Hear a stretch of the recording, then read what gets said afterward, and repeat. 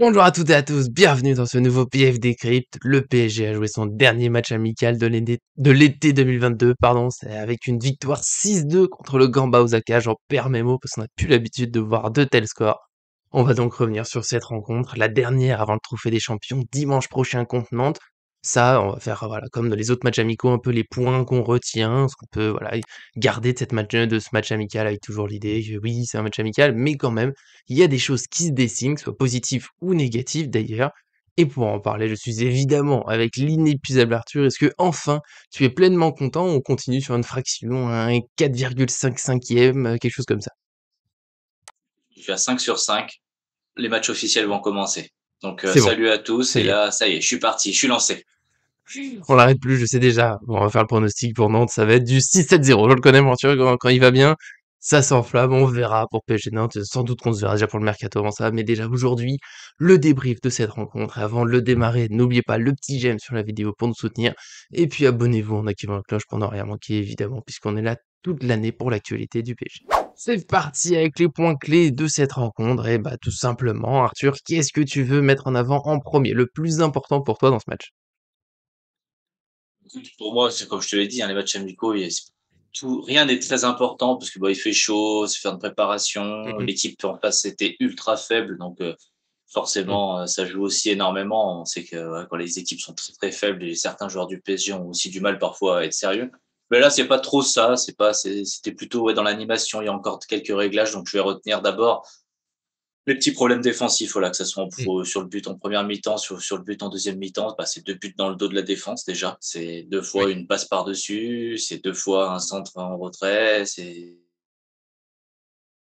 vu déjà l'année dernière, donc j'ai envie de dire que c'est un peu la continuité de l'année dernière. Le premier il est clairement pour Kimpembe, Marquinhos, c'est pas impérial non plus. Voilà, en fait, c'est débordé, c'est plus de vitesse. Donc forcément, les joueurs qui vont en direction du but sont plus à l'aise que les joueurs on va dire, qui défendent en reculant.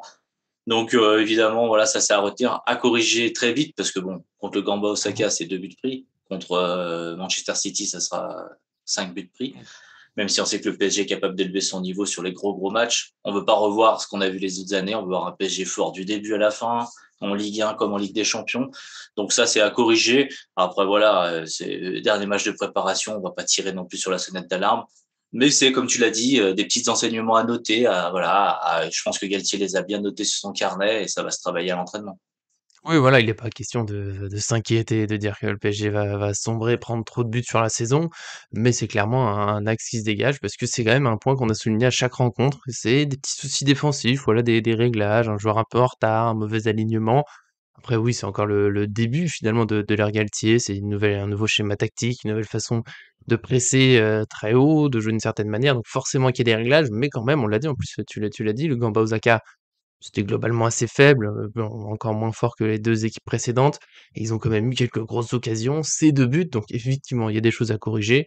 On peut pas le nier, hein, les 2 buts pris, ils embêtent un petit peu, faudra enlever ça, mais on va pas s'inquiéter, ça reste du travail, mais clairement, je pense que Galtier, sur ces 4 matchs, il l'a vu, voilà, ça sera l'un des axes pour des prochaines semaines puisque, voilà, je peux enchaîner avec mon point clé. Au moins, ça fait du bien, là, on revient direct sur le positif. Du côté offensif, alors bien sûr, il y a encore des choses à améliorer, des petits enchaînements, mais globalement, je suis quand même très satisfait de ces derniers matchs et de celui-là où il y a eu, je trouve, beaucoup d'occasions quand même, encore un petit manque d'efficacité, mais bon, 6 buts marqués, on va pas trop se plaindre non plus, c'est déjà un très beau chiffre. S'il y a 6 buts à chaque match et s'il y a 6-2, bon, on se plaindra pas trop, parce qu'on pourra pas toujours en mettre 6.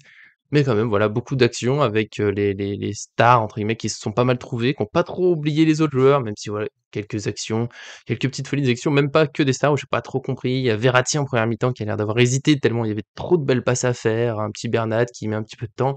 Voilà, des petits réglages, mais je retiens quand même surtout beaucoup d'actions diversifiées. Peut-être pas toujours beaucoup les pistons, mais en même temps, l'équipe adverse défendait pas mal sur le côté et les attaquants pouvaient aller directement dans l'axe. Ils ont trouvé des passes en profondeur, donc il n'y a pas non plus à s'embêter quand ils le veulent. Mais quand même, encore un piston décisif. Donc sur les 3 derniers matchs amicaux, à chaque fois, là, c'est Nuno Mendes qui met un but. Donc voilà, moi je retiens ça, c'est qu'au moins côté offensif, ça fait du bien, il se passe des choses et je pense qu'on aura quand même une belle saison. Je crois que tu as tout dit avec le il se passe des choses et c'est bien ce qui nous manquait la saison dernière. Ça, à part Oula, oui. Mbappé, il se passait pas grand-chose et du coup, oui, oui, on voit du mouvement, on voit Messi qui revient en courant déjà. L'année dernière, il revenait en marchant. Il y a du pressing. Alors, oui, on va pas me faire dire non plus que Messi fait un pressing incroyable non plus sur les joueurs pendant tout le match, mais Oui. en tout cas, il y a beaucoup plus d'implication que les autres saisons, que la saison dernière. Au niveau de Neymar monte en puissance, hein, clairement. Alors, on va encore se faire taper Même dessus s'il est parce que nul. forcément Neymar ne peut pas forcément monter en puissance, mais clairement voilà, je reste sur mon idée que plus il enchaîne les matchs, meilleur il est. Et il l'a encore montré voilà ce soir, Et ce midi. Mais très ce qui gros est match. important en fait à retenir, c'est qu'il a joué avec les autres. Il a réussi à redribbler un petit peu. Alors voilà, c'est Gamba Osaka, c'était très faible. On le redit, ça sera pas la même Oui. chose non plus contre des équipes de Ligue 1, forcément. Mais la montée en puissance, elle peut encore être importante chez Neymar. Hein, voilà, il peut encore Mmh. prendre du coffre et du physique. Donc ça laisse augurer du bon s'il se blesse pas. Enfin, en tout cas, c'est mon avis. Voilà, 2 buts, 2 passes décisives, pratiquement sur toutes les occasions du PSG quand il était sur le terrain. Voilà, on va pas se plaindre de Neymar. Messi a été plutôt bon aussi. Sarabia a été plutôt bon. Je fais surtout l'analyse de la première mi-temps parce que c'est l'équipe qui va jouer au Trophée des Champions et puis c'était moins décousu du coup parce que je pense que Galtier avait préparé l'équipe qui allait, on va dire, rentrer. L'équipe qui a joué en deuxième mi-temps, voilà, c'était plus décousu. On sait que c'est plutôt des seconds couteaux, donc c'est différent. Je pense du temps de se mettre en place. Ils ont eu moins de temps de jeu ensemble. J'ai trouvé les latéraux assez bons. Encore une fois, je trouve que le PSG joue pas assez avec eux, comme tu l'as dit. Mais voilà, ça, c'est encore des réglages. Il va falloir regarder des vidéos, il va falloir voilà, se perfectionner et les faire jouer encore plus, parce que ça sera intéressant aussi. Mais bon, le PSG s'en est bien sorti aussi, comme tu l'as dit, en profitant des trous dans l'axe. C'était bien. Ce que j'aime bien, c'est Verratti Vitinha. Vitinha, C'est j'ai bien. trouvé qu'il a mis du temps à se mettre dans le match. Hein. C'était un peu long, mais bon. Après, voilà, l'apport offensif de Vitinha comparé à tout ce qu'on a vu l'année dernière au milieu de terrain, c'est quand même au-dessus. Les Une passe projections, décisive les d'ailleurs. percussions, la passe décisive, la capacité voilà, à foncer, juste avec un crochet, passer un joueur, foncer, on va dire, dans le cœur du jeu, orienté à gauche, orienté à droite. Ça, c'est quelque chose qu'on voyait peu. Il est un peu plus offensif que Verratti. Donc finalement, voilà, au lieu d'être un milieu à plat, c'est plutôt un milieu à deux, un peu l'un devant, l'un derrière. Donc voilà, pour un début Verratti Vitinha, j'ai plutôt apprécié. Voilà, c'est sûr que c'est moins défensif que si on avait mis Danilo ou Gay, mais c'est plus C'est créatif. clair. Donc après voilà, les goûts, les couleurs, c'est comme ça. Donc voilà, Ouais. Je le disais, hein, avant le match, avant qu'on lance, je préfère un 6-2, un 2-0. Alors évidemment 6-0 c'est encore mieux, mais s'il faut choisir, voilà, de la créativité, c'est vrai que Verratti, Vitinha, c'est pas encore, parfait.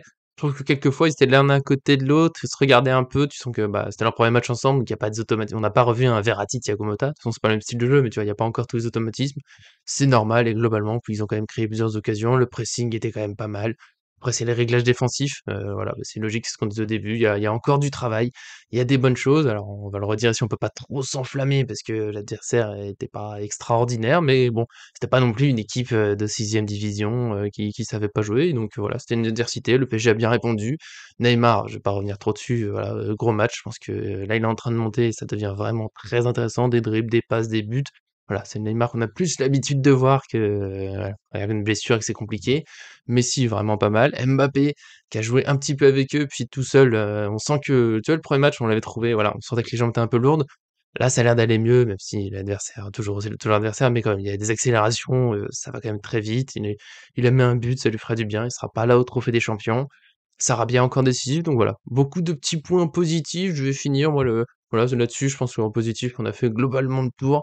Après, j'ai 2 petits points négatifs, un relativement important, l'autre, voilà, c'est juste un petit coup dans le cœur que j'ai pris, mais c'est comme ça, il faut l'accepter. Le 1er, c'est Donnarumma, pas très rassurant quand même. Même quand il fait un arrêt, bon, ça pourrait être un peu plus solide, dans les mains, capter le ballon, ça fait toujours du bien et puis, sortie aérienne un peu ratée, une sortie pour faire une tête sur un adversaire, voilà, des petits points où on se dit peut-être qu'une concurrence, Navas, mine de rien, je l'ai trouvé plus rassurant, je trouve, globalement, sur les matchs amicaux. Et puis le petit pincement au cœur, c'est pas que je mets les 2 d'un coup, c'est pas très important, on va pas faire nos analyses, mais voilà, Zaïre Emery n'a pas joué. Alors oui, Paredes était de retour, voilà, j'aurais bien et tu sais que j'adore, je suis tombé amoureux du joueur, j'aurais aimé le voir quelques minutes, mais dans une gestion de l'effectif, c'est pas non plus illogique que cette fois il reste sur le banc. Je reviens déjà sur Zaïre Emery, oui, forcément, il y a toujours la petite déception et puis et on n'oublie pas la saison dernière, elle va être dure à effacer. Donc évidemment, quand on Ça commence à ne plus voir les jeunes, on se dit que ça y est, ils ont plus c'est fini. de temps de jeu. Mais voilà, Zahir Emery, il a quand même beaucoup joué dans ces matchs de Oui, préparation. bon, C'est un pour joueur de 16 moi ans, hein. voilà, pour moi, c'est le seul jeune Titi qui était présent, hein, parce qu'après Bimbe, Kalimundo, tout ça, et Nuno Mendes, ils ont quand même du bagage derrière eux, Mmh. soit des sélections, soit des saisons en Ligue 1 ou dans les grands championnats.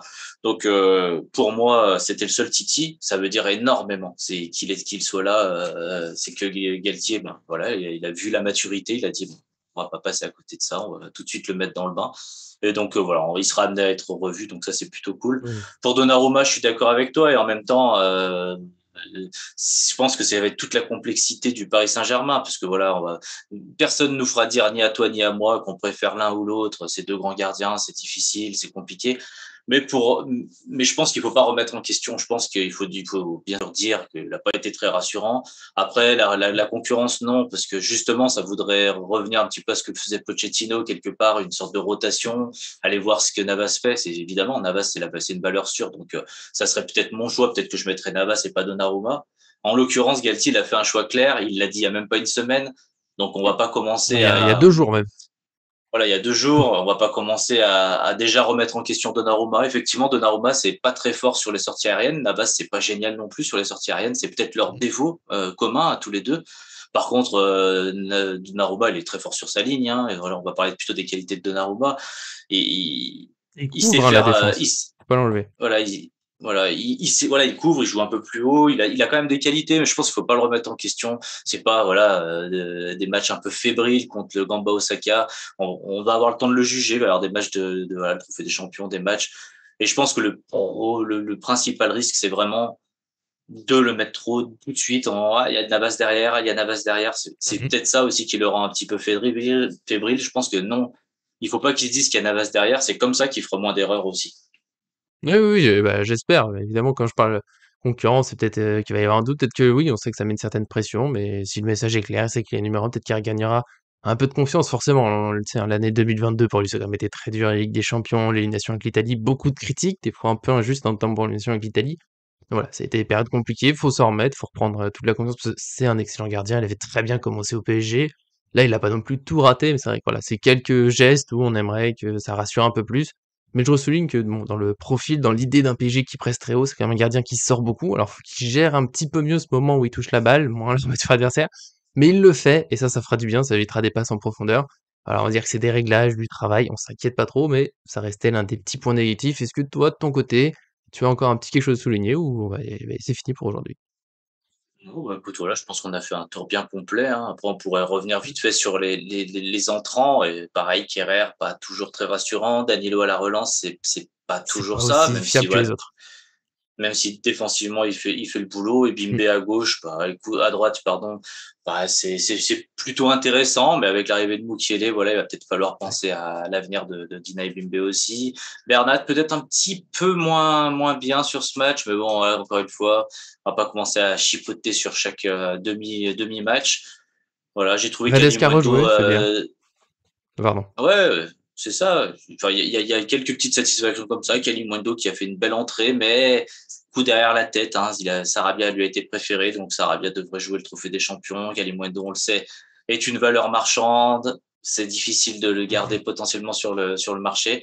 Donc voilà, il n'était pas là. Et je pense que c'est pas une sanction, mais ça veut quand même dire quelque chose sur le mercato. Des tout petits enseignements de la deuxième mi-temps, parce que voilà, évidemment, on a vu pendant une bonne partie du match l'équipe qui va jouer contre Nantes la semaine prochaine.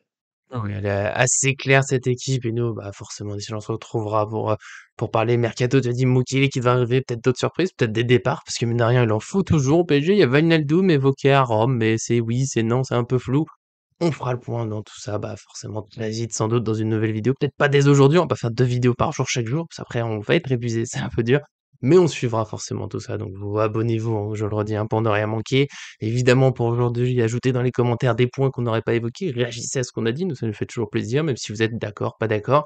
Il n'y a pas de souci, on peut continuer à discuter. Donnarumma, Navas, est-ce que Neymar a loupé son match? On sait jamais, tout est possible. En tout cas, voilà, nous on se retrouvera très vite pour aujourd'hui. Merci à Arthur, l'inépuisable qui ne lâche rien, on ne lâche plus, on continuera et en plus il est pleinement heureux, alors c'est le grand plaisir aujourd'hui. Oui, bah, voilà, on s'approche du premier match de la saison, il faut regagner le C'est trophée ça. des champions parce qu'on l'a perdu l'année dernière, hein, il faut voilà. Ouais, On fait le saut là. non, non, là, on commence avec un c'est que le trophée des champions, mais quand même, le gagner dès le début, voilà, ça fait du bien. On voudrait pas une petite tâche avant de commencer, la championnat, Ligue des champions qui arrivera très vite. Donc nous, finalement, on sera aussi là pour ce trophée des champions avec nos habituels, hein, équipe, pronostics, tout ça. Mais bon, je l'ai dit, on se retrouvera sans doute d'ici là. Bah, en attendant, bah, excellente journée à vous. Merci à tous de nous suivre et à très bientôt sur cette chaîne.